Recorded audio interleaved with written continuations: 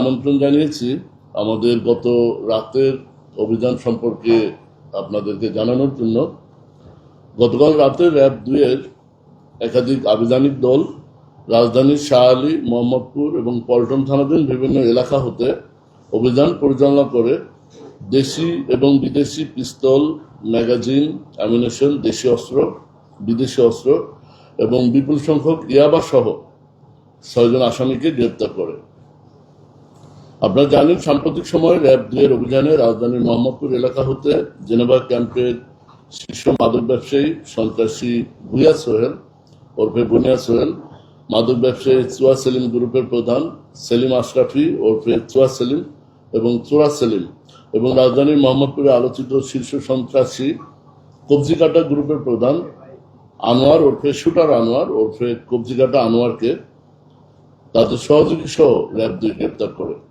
এর ধারাবাহিকতায় মোহাম্মদপুর কেন্দ্রিক সকল সন্ত্রাসী গ্রুপের মূল উৎপাটন করার লক্ষ্যে র্যাব 2 নির্লজভাবে কাজ করে যাচ্ছে। 5 আগস্ট থেকে অদ্যাবধি র্যাব 2 কর্তৃক বিভিন্ন অভিযানে আমরা প্রায় 115টি দেশি বিদেশি অস্ত্র উদ্ধার করি, যার মধ্যে 14টি 5 আগস্টকালীন লুণ্ঠিত বিভিন্ন থানার অস্ত্র আমরা উদ্ধার করে সংশ্লিষ্ট থানায় এগুলো আমরা জমা প্রদান করেছি। প্রায় 2000 রাউন্ড দেশি বিদেশি গুলি এবং মাদকের ক্ষেত্রে আমাদের সাফল্য উল্লেখজনক।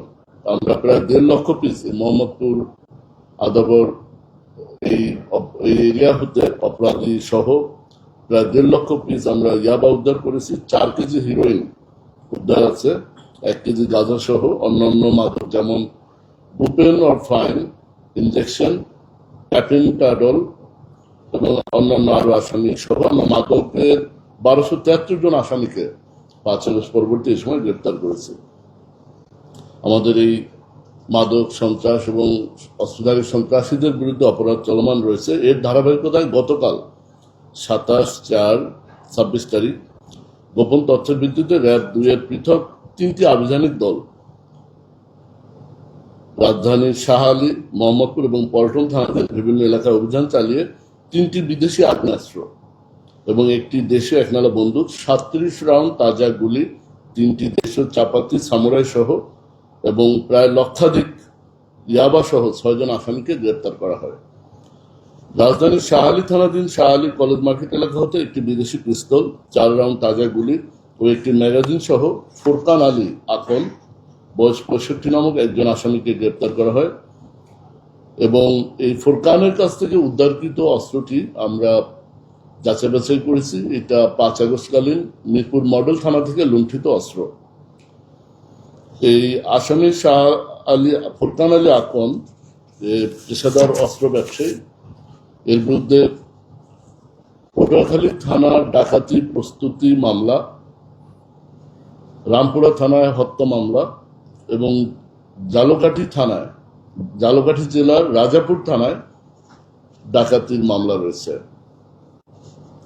র্যাব 2 এর অপর একটি আভিযানিক দল মোহাম্মদপুর থানাধীন তুরাগ হাউজিং এলাকা হতে 7000 পিস ইয়াবা, 1টি বিদেশি রিভলভার সহ আসামি আব্দুর রহমান ওরফে রহমত উল্লাহ বয়স 42কে গ্রেপ্তার করে এবং পরবর্তীতে এই রহমত উল্লাহর দেয়া তথ্যের ভিত্তিতে বসিলা সিটি হাউজিং এলাকা হতে 1000 পিস ইয়াবা উদ্ধার করা হয় এবং পরবর্তীতে মোহাম্মদপুর থানাধীন চানমিয়া হাউজিং এলাকায় অভিযান চালিয়ে আসামি নূর হোসেন বয়স 50, এই নূর হোসেনের বাসার নিজ রুমের শয়ন কক্ষ হতে প্যাকেটে বদ্ধ 94,000 পিস ইয়াবা সহ তাকে গ্রেপ্তার করা হয়।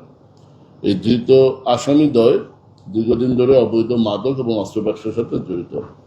সিডিএম এর যাচাই করে অতীত রেকর্ড যাচাই করে আসামিদের বিরুদ্ধে 60টি মামলা মাদকের মামলার তথ্য পাওয়া যায়। এই আভিযানিক দলটি পরবর্তীতে ফলো আপ অভিযান পরিচালনা করে তাদের দেওয়া তথ্যের মোতাবেক পল্টন থানাধীন ফকিরাপুল এলাকা হতে 1টি বিদেশি পিস্তল, 2টি ম্যাগাজিন, 33 রাউন্ড 7.65 তাজা গুলি সহ অপর আসামি মনিরুল ইসলাম ওরফে রাডার মনির বয়স 49কে গ্রেপ্তার করা হয়। মনিরের বিরুদ্ধে 4টি মাদকের মামলা, 1টি হত্যা মামলা এবং 1টি হত্যা চেষ্টার মামলা রয়েছে।